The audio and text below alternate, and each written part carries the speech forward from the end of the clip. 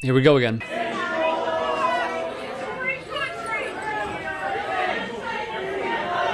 Anti-maskers in Arizona run through a Target.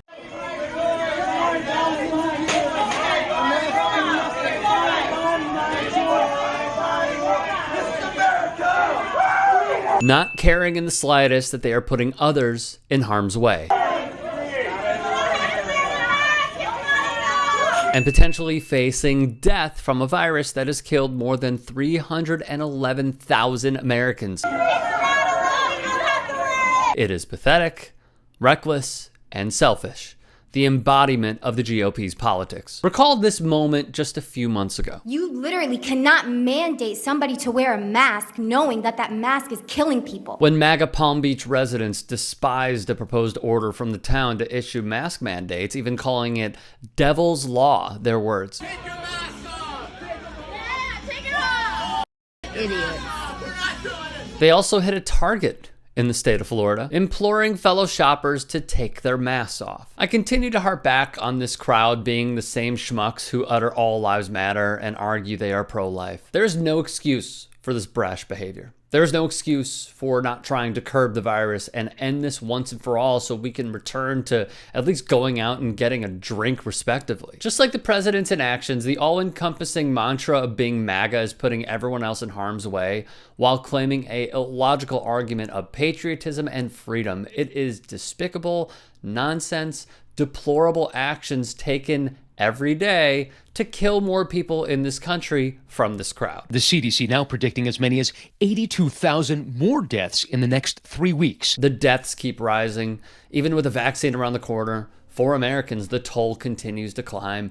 Anti-maskers could, but wouldn't, take direction from, for example, Richard Rose, a 37-year-old who voiced support for Donald Trump, among other tasteless jokes, and said he is not buying a mask because he doesn't buy into the hype of COVID-19. He tested positive for the virus on July 1st. Just 2 days later, he passed away. Another American citizen thought the virus was a hoax and attended a COVID party in San Antonio, Texas. They intentionally attended the party with an infected person. Just before the patient died, they looked at their nurse and said, "I think I made a mistake. I thought this was a hoax, but it's not." A California man attended a party back in June. Just 1 day later, he died. He contracted COVID-19. In New Orleans, a pastor drove from his home in Virginia to New Orleans to celebrate Mardi Gras with his wife and daughters.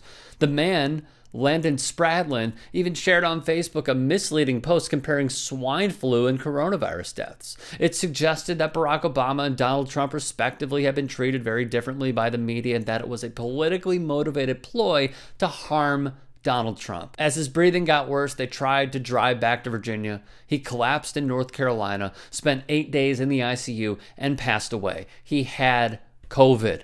Newsweek reported a man from Tuscaloosa, Alabama, refused to wear a face mask and died from coronavirus. Now his family is using his story to urge others to wear a mask. Take it from this obituary, in the very same state these anti-maskers hit a target. Mark, like so many others, should not have died from COVID. His death is due to the carelessness of the politicians who continue to jeopardize the health of brown bodies through a clear lack of leadership, refusal to acknowledge the severity of this crisis, and inability and unwillingness to give clear and decisive direction on how to minimize risk. Mark's family is channeling our sadness and rage into building an awareness campaign so fewer families are forced to endure this.